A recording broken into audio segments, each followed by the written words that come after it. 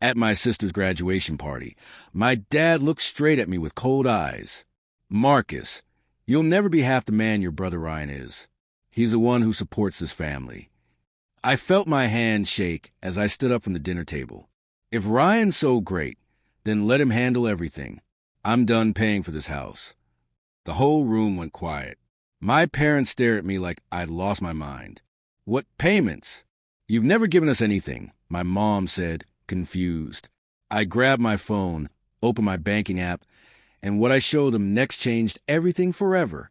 I'm Marcus Thompson from Cedar Falls, Iowa, a quiet farming town where cornfields stretch for miles and everybody knows your business before you do.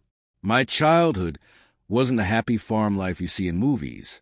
It was years of being forgotten son, while my older brother Ryan got all the praise and attention. From day one, I was just background noise in my own family story. Ryan was 3 years older and had this natural way of making people love him. He was funny, outgoing, and could talk his way into anything. Our relatives would gather around him at every family dinner while I sat alone, hoping someone might ask me a question. My dad, Robert Thompson, ran our family's small hardware store downtown. He worked long hours fixing things and helping neighbors, coming home tired but always ready to listen to Ryan's stories about his day. My mom, Sarah Thompson, taught at the local elementary school and spent her evenings bragging to other teachers about her wonderful older son. They weren't trying to hurt me, but their love felt like it had limits, and I was always outside those limits. The problem was simple. I was different. While Ryan could make friends easily and charm adults with funny stories, I was shy and awkward. I loved reading books about space and building things with my hands. I spent hours in our garage, taking apart old radios and trying to fix broken toys. But to my parents, this was just Marcus playing with junk again. My grades were good, but never perfect like Ryan's. I tried hard in school, but I wasn't a star student who got awards and made the honor roll every semester. Ryan was always the center of attention, winning spelling bees and getting picked first for teams. My parents would say things like, "Why can't you be more social like your brother?" Whenever I came home from school without exciting news to share, those constant comparisons felt like tiny cuts that never healed. My dad would shake his head whenever I brought home a report card. "Your grades are okay, Marcus, but look at Ryan's straight A's. You need to try harder like he does." I felt invisible, like a ghost walking through my own house. I didn't hate Ryan, though. He was my big brother, and I actually looked up to him. But every time someone compared us, I felt smaller and smaller. One memory still makes my heart hurt. It was my birthday, and I had built a small wooden box with secret compartments using Dad's tools. I was so proud and excited to show everyone. When I brought it to the dinner table, Mom barely looked at it. "That's nice, honey. Ryan, tell us about your basketball game today." The box sat there forgotten while everyone listened to Ryan's exciting sports stories. I went in my room that night and cried, wondering if I would ever matter to anyone. My teenage years were supposed to be better, but the shadow Ryan cast over my life only grew darker. I kept hoping that maybe high school would be my chance to shine, but instead, I felt more invisible than ever before. At Cedar Falls High School, I was still the quiet kid who didn't fit in anywhere. The crowded hallways felt scary, and making friends seemed impossible. I ate lunch alone most days, reading science magazines or sketching inventions in my notebook. Meanwhile, Ryan was the school's golden boy. He played varsity football, dated the prettiest girls, and everyone wanted to be his friend. Teachers would see my last name and immediately ask, "Are you Ryan Thompson's little brother?" When I said yes, they'd smile and say, "Oh, he was such a great student. I hope you're just like him." But I wasn't like him at all, and that felt like a failure every single day. At home, the comparisons got worse. Dad would come home from work and ask Ryan about practice, his friends, and his plans for the weekend. Then he'd turn to me and just say, "How was school, Marcus?" Like it was something he had to do. Mom would spend hours talking to other parents about Ryan's achievements while I sat nearby, completely ignored. The worst part was family dinners when relatives visited. Uncle Jim would always ruffle Ryan's hair and say, "This kid's going places." Then he'd look at me and just nod politely. I tried to find my own path by joining the school's robotics club. We were building a robot for a state competition, and I was really good at programming it. For the first time in my life, I felt like I belonged somewhere. Our robot made it to the finals, and I was chosen to operate it during the big competition. I was so excited and begged my parents to come watch. But that same day, Ryan had a football game, so Mom and Dad went to cheer for him instead. I stood on that stage, operating our winning robot, looking out at empty seats where my family should have been. When I got home with our first place trophy, Mom was making dinner and barely looked up. "Oh, that's nice, sweetie. Ryan scored 2 touchdowns today." The trophy sat on my desk for years, a reminder that even my biggest accomplishment didn't matter to the people I love most. College became my escape plan. I worked hard to get into Iowa State University for computer science, dreaming of a future where I could build something important and make my parents proud. The day I got my acceptance letter, I ran downstairs to tell everyone. Dad was reading the newspaper and just grunted, "Good for you, son." Mom smiled and said, "I'm sure you'll do fine there." But when Ryan announced he was going to play football at the University of Iowa, they threw him a party and invited the whole neighborhood. The message was clear. Ryan's achievements mattered. Mine didn't. At Iowa State, everything changed. For the first time in my life, I wasn't Ryan Thompson's little brother. I was just Marcus, and that felt amazing. I threw myself into studying computer programming and engineering. I loved the logical way code worked, how you could build something from nothing using just your brain and creativity. I made friends with other kids who loved technology, and we'd stay up all night working on projects together. My professors noticed my talent and started giving me special assignments. I felt like I had finally found my place in the world. But back home, Ryan had dropped out of college after 1 semester. He said school was boring and he had bigger plans. He started talking about becoming an entrepreneur and making millions with some business idea he never quite explained. My parents supported him completely, saying he was brave for following his dreams instead of wasting time in classrooms. Every time I called home, they'd spend the whole conversation talking about Ryan's latest scheme. He was going to open a restaurant, then a car dealership, then some kind of online business. None of these plans ever worked out, but Mom and Dad kept believing in him and giving him money to try again. Meanwhile, I was working 3 different jobs to pay for my education. I delivered pizzas at night, tutored kids in math on weekends, and cleaned offices early in the morning before classes. I was exhausted all the time, but I didn't complain because I knew this was my only chance to build a better life. When I tried to tell my parents about my accomplishments at school, they listened for a minute and then changed the subject back to Ryan. I made the dean's list every semester, won a programming competition, and even got an internship at a major tech company. But none of that seemed to impress them as much as Ryan's empty promises about becoming rich someday. The worst part was watching them drain their retirement savings to fund Ryan's failed business attempts. Dad took out a second mortgage on our house to give Ryan money for a restaurant that never opened.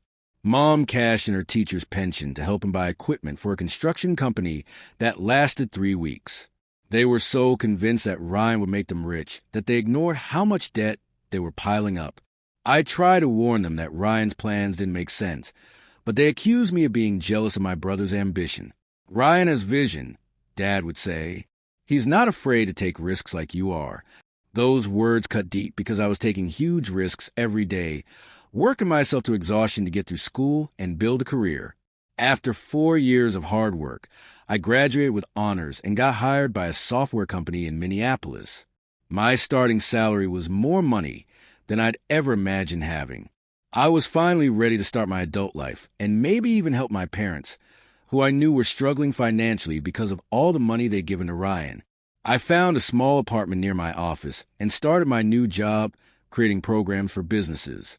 The work was challenging and exciting, and my boss said I had real talent. For the first time in my life, I felt successful and proud of myself. But then Mom called with terrible news. Dad had been diagnosed with diabetes and needed expensive medication every month. Mom's teaching salary barely covered their basic bills, and the medical costs were overwhelming. They were talking about selling the house because they couldn't afford the mortgage payments anymore. My heart broke hearing the worry in Mom's voice. These were the people who raised me, even if they'd never shown me the love I craved. I couldn't just stand by and watch them lose everything. I decided to send them money every month to help with Dad's medical bills and keep them in their home. I calculated that I could afford to send $3,000 monthly if I lived very simply and saved nothing for myself. It meant eating cheap food, driving an old car, and never taking vacations, but I didn't care. I wanted to be the son who took care of his parents when they needed help most. The problem was that Mom and Dad had never learned to use online banking, and they got confused by electronic transfers. I thought about the best way to get the money to them safely and regularly. Ryan still lived in Cedar Falls, just a few blocks from our parents' house. I called him and explained the situation. "I want to help Mom and Dad with their bills," I said. "Can I send money to your account each month, and then you give it to them in cash?" Ryan sounded enthusiastic about helping. "Of course, little brother. I'll make sure they get every penny. You can count on me." I trusted him completely.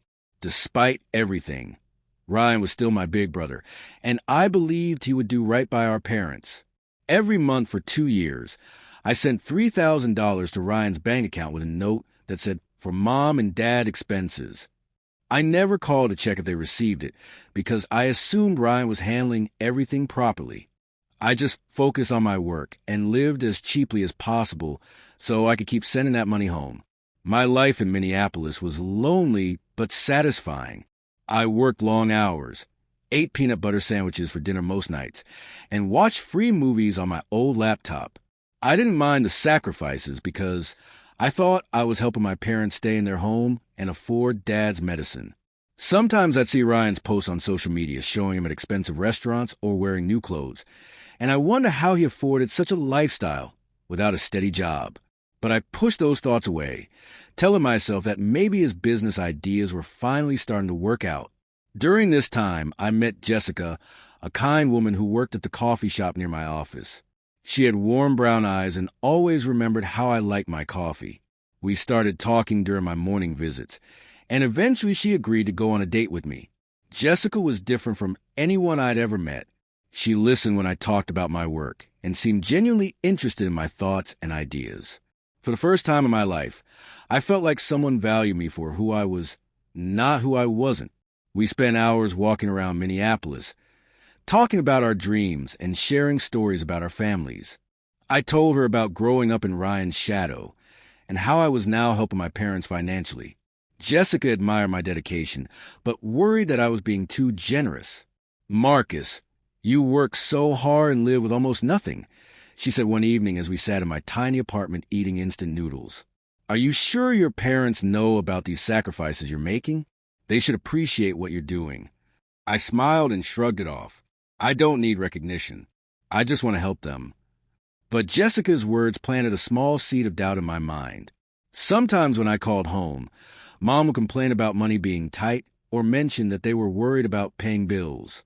If Ryan was giving them $3,000 every month like he promised, why were they still struggling so much? I pushed these concerns aside, not wanting to think badly of my brother. Maybe they had other expenses I didn't know about, or maybe Dad's medical bills were higher than I realized. Jessica and I grew closer over the following months. She encouraged me to pursue my interests and never made me feel like I wasn't good enough. With her support, I started working on a mobile app in my spare time, something I'd always dreamed of creating. The app was designed to help small businesses manage their inventory, and I poured my heart into making it perfect. When it was finished, I submitted it to the App Store and waited nervously for approval. A few weeks later, I got the news that changed everything. A major company wanted to buy my app for $200,000. I couldn't believe it. All those years of studying and working had finally paid off in a big way. Jessica and I celebrated at a nice restaurant for the first time since we'd met. "I'm so proud of you, Marcus," she said, holding my hand across the dinner table. "You've worked so hard for this moment." I felt like I was finally becoming the successful person I'd always wanted to be. But more importantly, I realized I could now help my parents even more. With this windfall, I could pay off their mortgage completely and make sure they never had to worry about money again. I was so excited to share the good news with my family. I called home and told my parents about selling the app and winning some recognition in the tech industry. Dad's response was lukewarm. "That's good, son. Sounds like computer work is paying off for you." Mom seemed more interested, but quickly changed the subject to Ryan's latest business venture, some kind of consulting company he was starting. They spent 20 minutes telling me about Ryan's big plans while barely acknowledging my actual success. It stung, but I was used to it by now. What I wasn't prepared for was my sister Emma's college graduation party 6 months later. Emma was the baby of our family, 8 years younger than me and 5 years younger than Ryan. She'd always been treated better than me, but not as well as Ryan. Somewhere in the middle of our parents' attention. I flew back to Cedar Falls for her graduation, excited to see everyone and maybe share some of my recent successes. The party was held in our backyard, with neighbors and relatives gathering to celebrate Emma's achievement. I felt proud watching her accept congratulations from everyone. But then, as always happened at family gatherings, the conversation turned to comparing the three of us kids. Aunt Martha started it by saying how proud Mom and Dad must be of all their children's accomplishments. "Ryan's such an entrepreneur," she gushed, "and Emma just graduated college. What about you, Marcus? Still doing that computer stuff?" Before I could answer, Dad jumped in with his usual disappointed tone. "Marcus works at some tech company in Minneapolis. Makes decent money, I suppose, but he's not ambitious like Ryan. Ryan's building something big, creating jobs for other people." The words hit me like a punch to the stomach. After years of sending them money, after working myself to exhaustion to help them keep their house, after finally achieving real success with my app, I was still just a disappointing son who makes decent money. Mom nodded along with Dad's assessment, adding, "Marcus has always been content with small goals.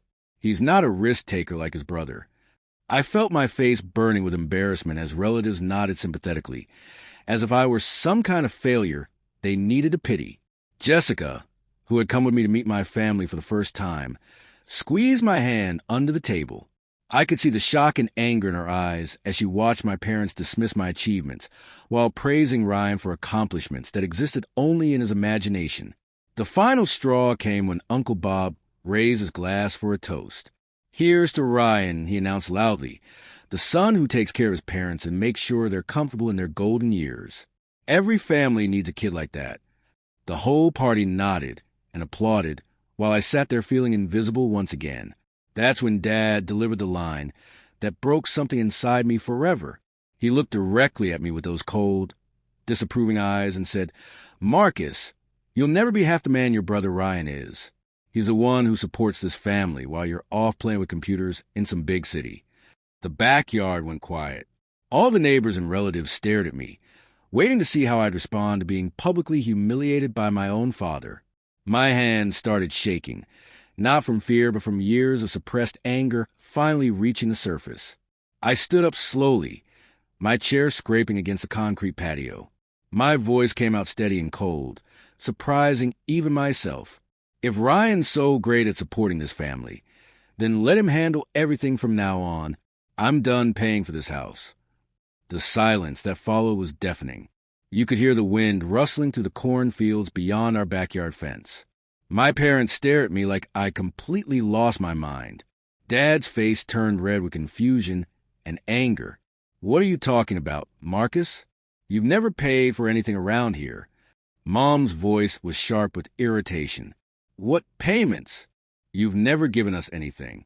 You live in your fancy apartment in Minneapolis while your brother actually helps us out." Their reactions confirmed my worst fears, but I needed to be absolutely sure. I pulled out my phone with hands that were still trembling slightly. Opening my banking app, I scrolled to transaction history and found what I was looking for.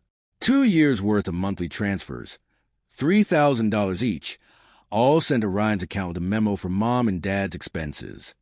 The total amount was staggering, $72,000. I held up my phone so everyone at the party could see the screen. "Here's what I'm talking about," I said, my voice getting stronger with each word. "Every month for 2 years, I've been sending money to Ryan to give to you. $3,000 every single month. That's $72,000 I've sacrificed to help this family. The backyard was so quiet you could hear a pin drop. Dad leaned forward, squinting at my phone screen, his mouth hanging open. Mom covered her hand with her mouth, her eyes growing wide with shock. Emma stopped mid-bite of her graduation cake, staring back and forth between me and Ryan. All the neighbors and relatives who had just been praising Ryan for taking care of his parents were now looking at him with confusion and suspicion. Ryan himself had gone completely pale, his usual confident smile replaced by a look of panic. He kept opening and closing his mouth like a fish out of water, unable to form any words. Jessica stood up beside me, her voice calm but firm. Marcus has been living on instant noodles and working overtime for 2 years just to help you keep this house. Her words carried across the silent backyard like a thunderclap. He bought a used car with 200,000 miles on it instead of something reliable because every extra dollar went to supporting his parents. He's worn the same 3 shirts to work for months because he couldn't afford new clothes. And this whole time, you've been telling him he doesn't care about family? Dad's face had gone from red to completely white. He looked at the phone screen again, then at Ryan, then back at me. Marcus, is this real? Did you really send all this money?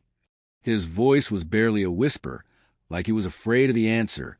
Mom was already crying, tears streaming down her cheeks as she stared at Ryan with a mixture of heartbreak and fury. Ryan, she said, her voice shaking, where's this money?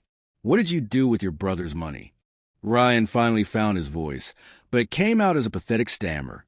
I can explain. It's not what it looks like. I did give you guys some money. Remember those times when I helped with the electric bill?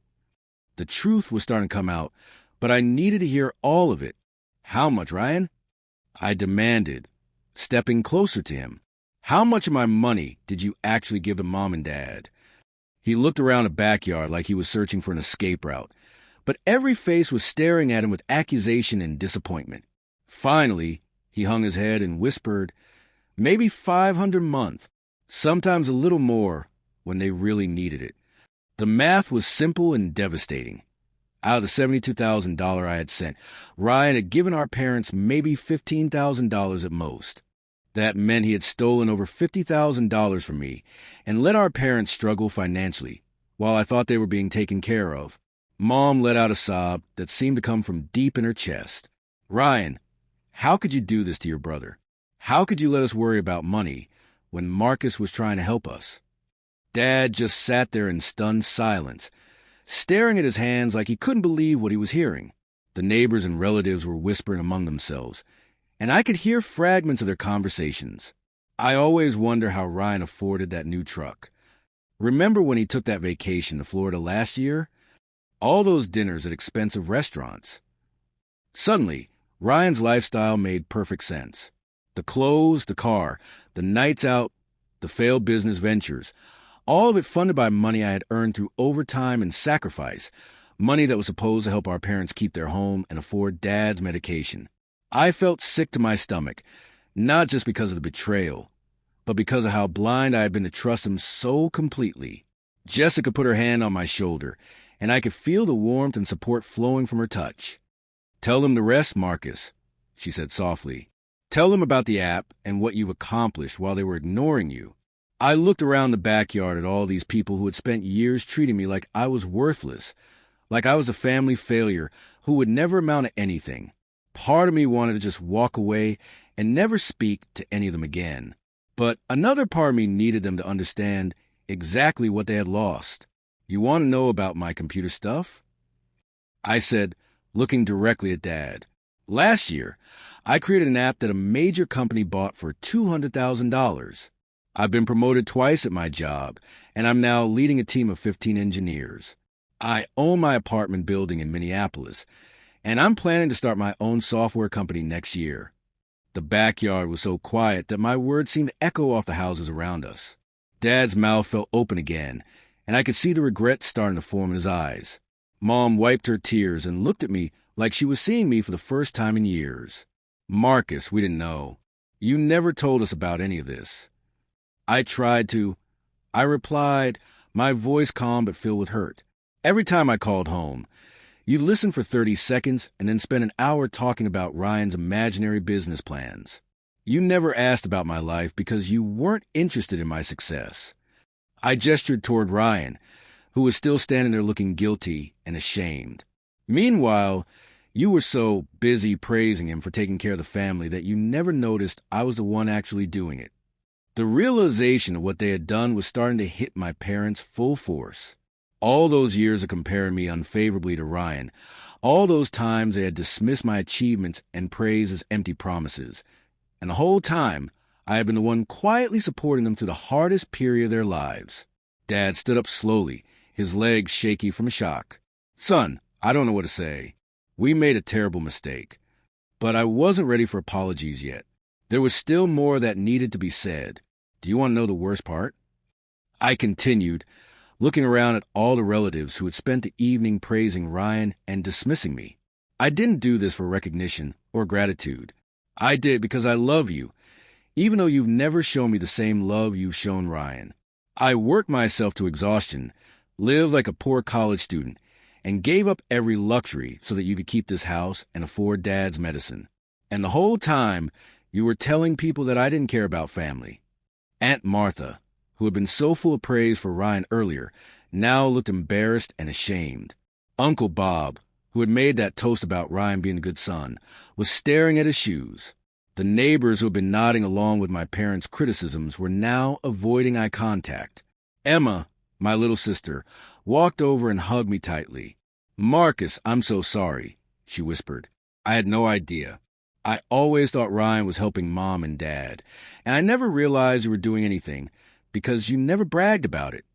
Her words meant more to me than she could know, because Emma was the only family member who had never actively participated in putting me down.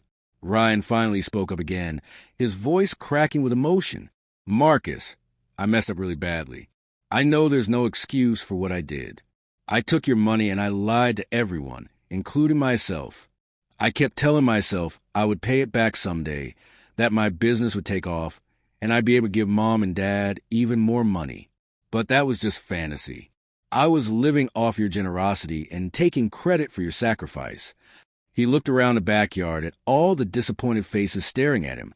I wanted so badly to be the successful son, the one who took care of everyone, that I stole that role from you. And the worst part is that you were actually doing it quietly and humbly while I was just pretending. His confession was more honest than anything I had ever heard from him, but it didn't erase the years of betrayal and humiliation. Mom walked over to me, her eyes red from crying. Marcus, can you ever forgive us? We were so wrong about everything. I looked at my parents, these people who had raised me but never really seen me, and felt a mixture of love and heartbreak that I couldn't quite put into words. I don't know, I answered honestly. I need time to figure out how I feel about all of this. Dad cleared his throat, his voice rough with emotion. What can we do to make this right? How can we fix what we've done? I thought about it for a moment, looking around at all the faces waiting for my response. These people had spent years making me feel worthless, and now they wanted to know how to fix it in one conversation. First, Ryan needs to pay back every penny he stole from me. I said firmly, all of it, with interest. I don't care if it takes him 10 years. Ryan nodded quickly. Yes, absolutely. I'll get a job tomorrow and start paying you back, whatever it takes. Second, I continued, I want transparency in this family from now on.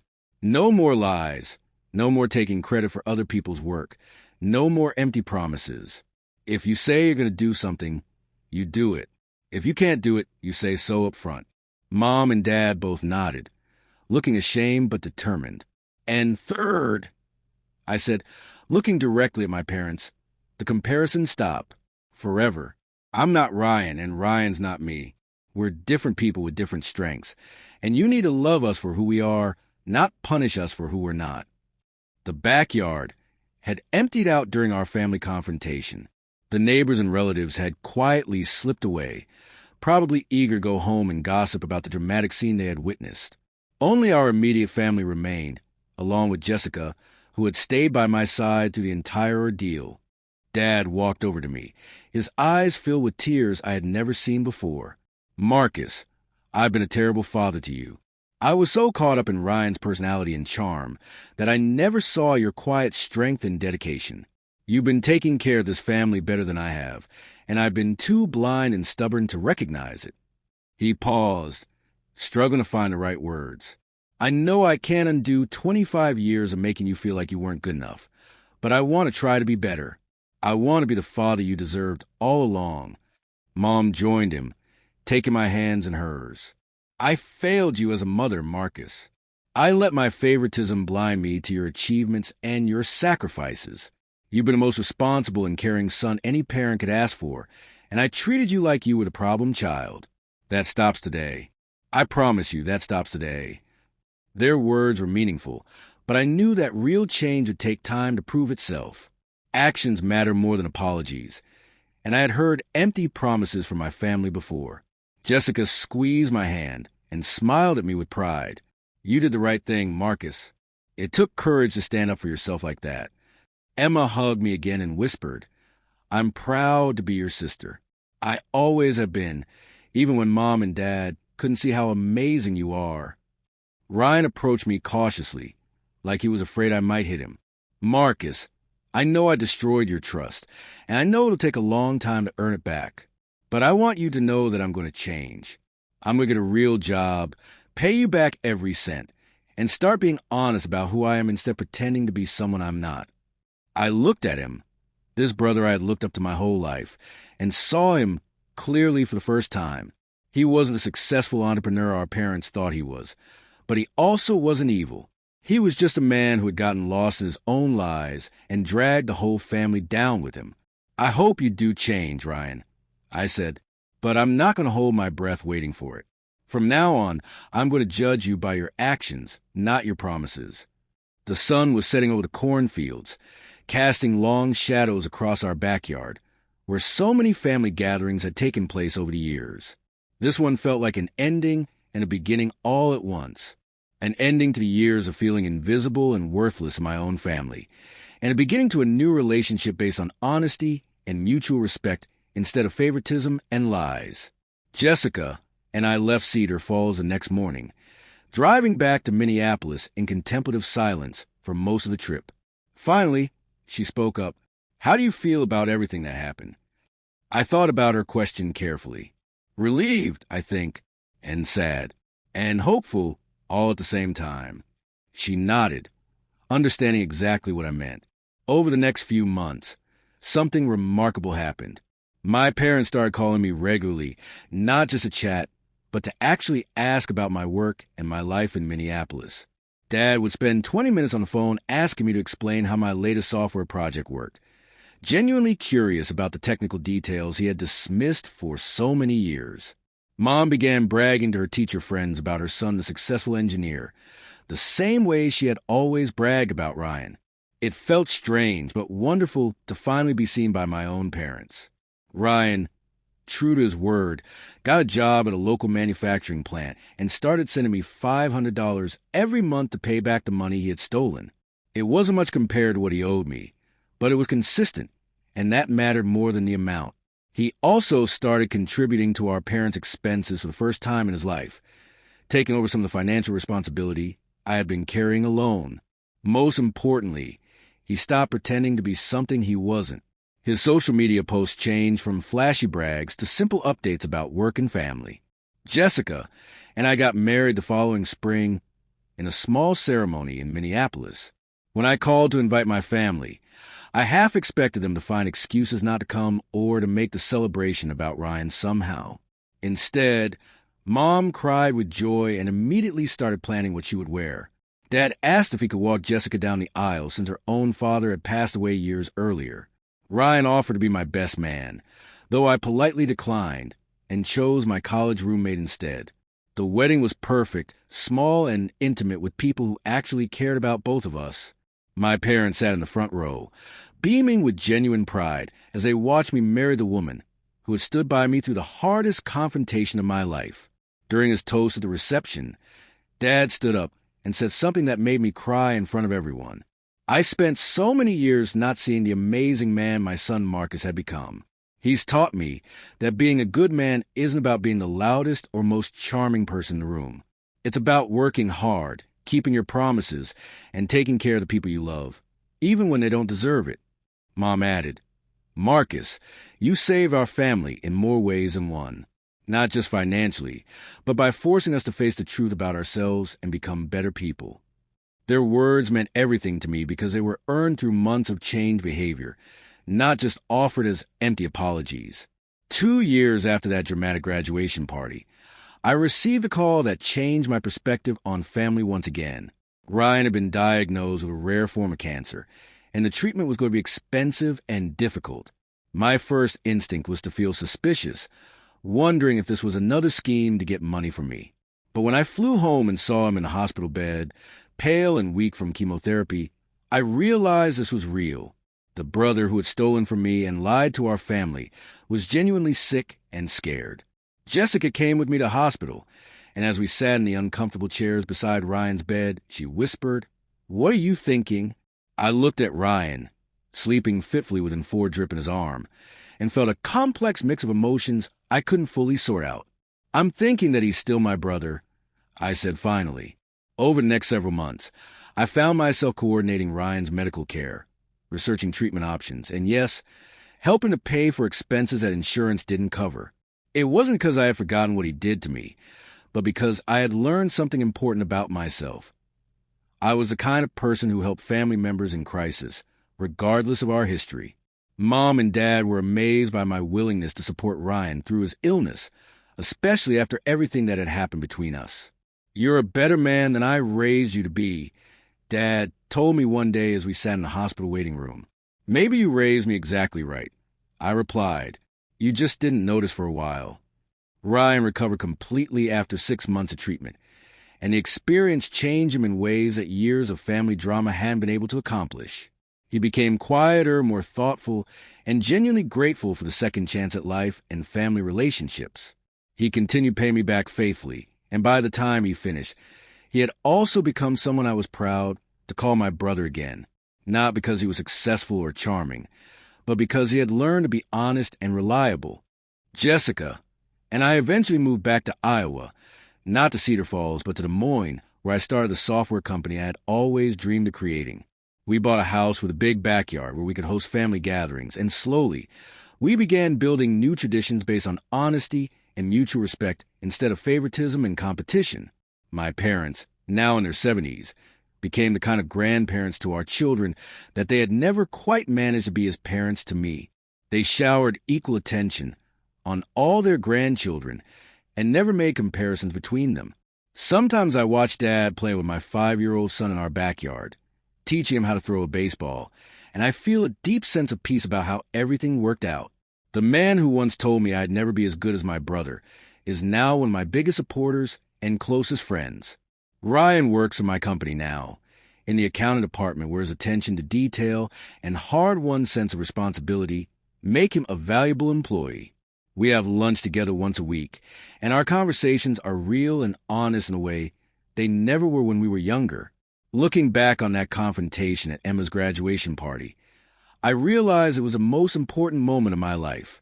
Not because it felt good to expose Ryan's lies or to see my parents realize their mistakes, but because it forced our entire family to stop living in denial and start building something authentic.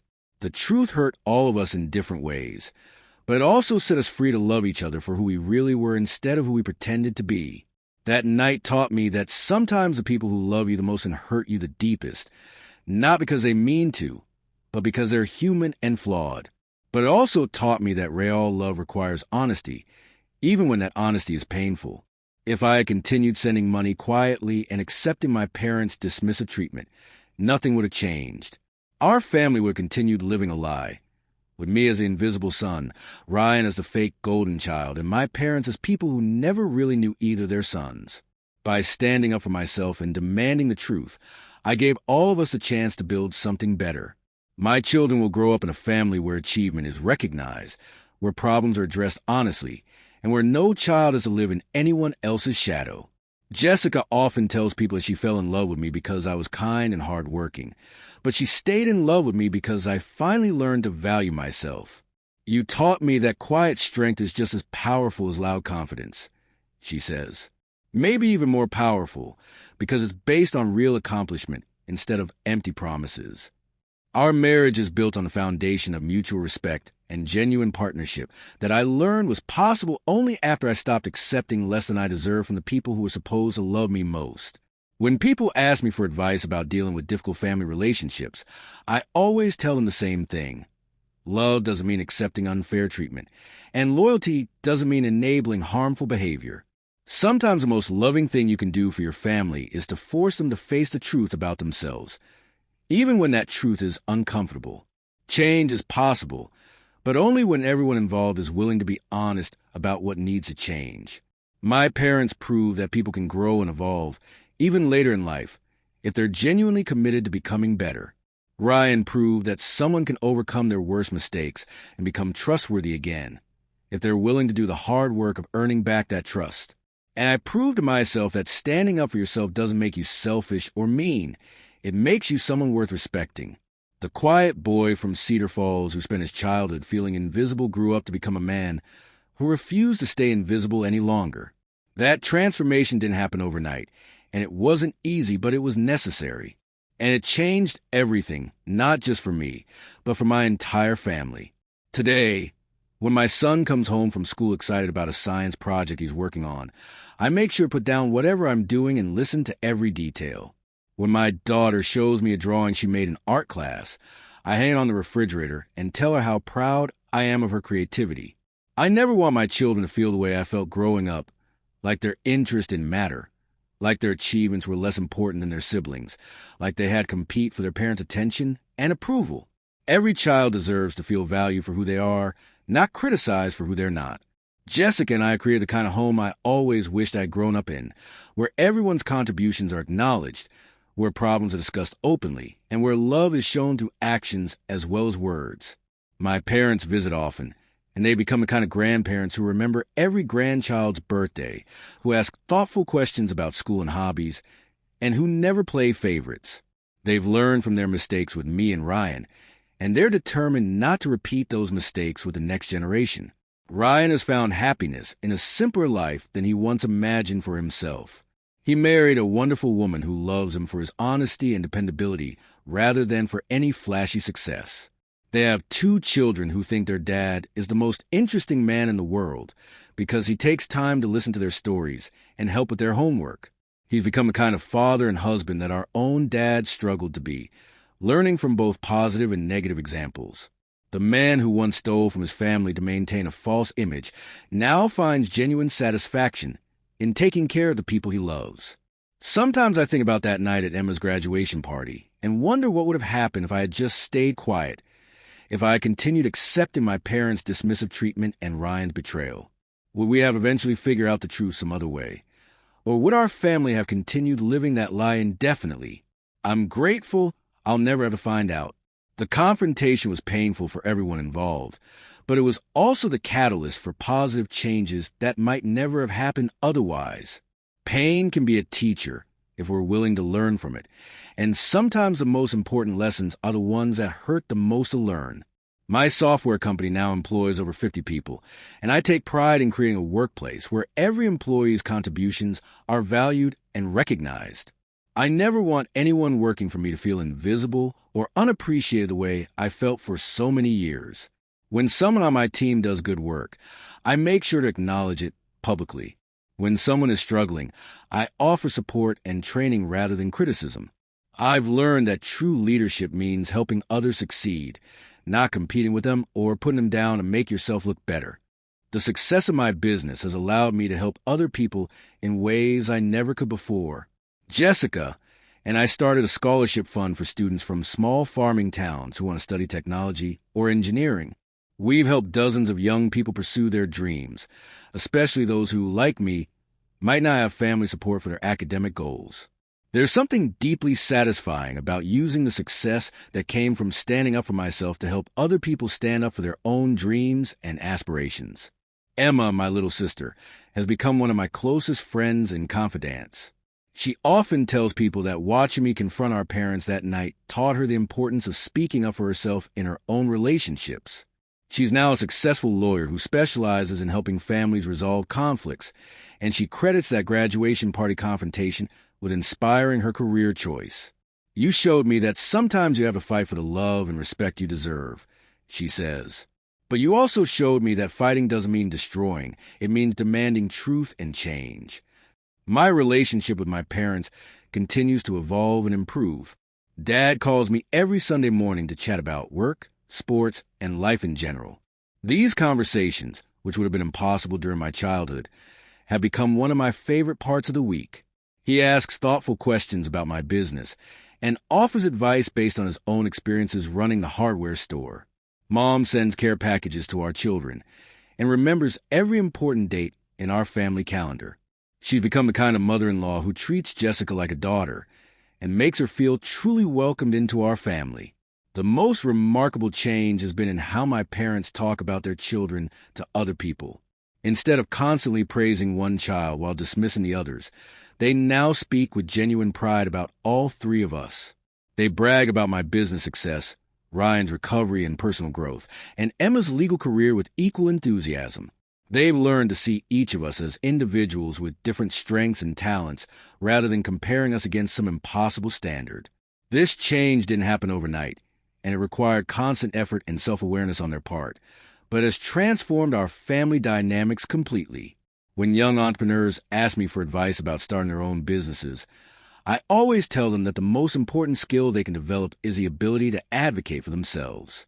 Whether you're negotiating with investors, managing employees, or dealing with difficult customers, you have to be able to stand up for your own interests while still being fair and reasonable. The confidence I gained from confronting my family has served me well in every aspect of my professional life. I no longer accept unfair treatment from business partners, and I don't hesitate to walk away from deals that don't respect my worth. Jessica has been promoted to marketing director at a major advertising agency, and she often credits our relationship with teaching her about the importance of authentic communication. "Watching you deal with your family taught me that real love requires honesty, even when that honesty is difficult," she says. "It changed how I approach conflicts in all my relationships, both personal and professional. Our marriage has become a model for several of our friends who struggle with communication issues in their own relationships. We've learned to address problems directly rather than letting them fester, and we both feel heard and valued in ways that seemed impossible to me during my childhood. Ryan's cancer scare taught our entire family about the fragility of life and the importance of not wasting time on old grudges or meaningless competitions. During his treatment, we all realized that what matters most is being there for each other during difficult times, not who has the most successful career or makes the most money. His recovery brought us closer together as a family than we had ever been before, and it reinforced the changes we had all been working on since that confrontation at Emma's graduation party. Sometimes it takes a crisis to show you what really matters, and in our case, that crisis helped solidify the positive changes we have been trying to make. The financial support I provided to my parents during their time of need has now evolved into a different kind of relationship. They no longer need my money to survive, but they deeply appreciate the sacrifices I made during their difficult years. Dad's health has improved significantly with proper medication and regular medical care, and Mom was able to return to full-time teaching before eventually retiring with dignity. They often tell people that my quiet generosity during their crisis saved not just their house, but their sense of security and hope for the future. Looking at my own children now, I'm determined to raise them with the love and fairness I had to fight for in my own family. My son shows interest in sports like his uncle Ryan once did, while my daughter loves art and reading like I did as a child. I make sure to celebrate both of their interests equally, attending every game and every art show with the same level of enthusiasm. I never compare them to each other or to other children, and I try to help them develop their individual talents rather than pushing them to fit into predetermined molds. They're growing up knowing that their parents see and value them for who they are, not who we think they should be. The story of that graduation party confrontation has become something of a legend in our extended family. Younger cousins who weren't there that night have heard about it from older relatives, and it's often referenced as the moment our family learned to be honest with each other. Some people think I was too harsh in how I handled the situation, but I believe that sometimes you have to be willing to risk everything to save what matters most. If I had been willing to expose the truth about Ryan's deception and my parents' favoritism, we might still be living in that destructive dynamic today. The success of my software company has allowed me to give back to the Cedar Falls community in ways that honor both my roots and my journey. I've funded new computer labs at the high school and established internship programs that give local students exposure to technology careers they might never have considered otherwise.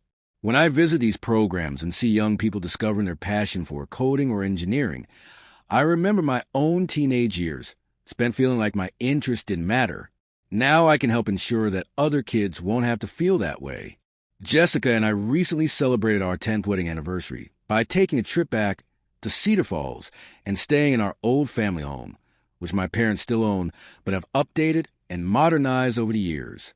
Sitting in the same backyard where that dramatic confrontation took place, we reflected on how much our lives have changed since that night. Do you ever regret how you handled things? Jessica asked me as we watched the sunset over the cornfields. I thought about her question carefully before answering. I regret that it had to happen at all, but I don't regret standing up for myself. It was the moment I stopped being invisible. The relationship between Ryan and me has evolved into something neither of us could have imagined during our childhood. We're not just brothers anymore. We're friends who respect each other's different paths and strengths. He's become someone I can trust with important decisions about our parents' care as they age, and I become someone he can turn to for advice about business and parenting. The competition and comparison that defined our early relationship has been replaced by mutual support and genuine affection. We both learned that there's room for more than one successful person in a family, and that love multiplies rather than divides when it's shared fairly. As I write this story, my parents are in their late 70s, still healthy and active, still learning and growing as people. Ryan is thriving in his career and his marriage, having found contentment in honest work and genuine relationships rather than flashy pretenses. Emma has built her own family while maintaining a successful legal practice. Jessica and I are raising our children in a home filled with the love and fairness we both wished for during our own childhoods. And I build a life that reflects my values and priorities rather than other people's expectations. Sometimes the most important thing you can do for your family is refuse to accept treatment that doesn't match the love you deserve. That confrontation changed all of our lives for better, proving that the truth, however painful, really can set you free.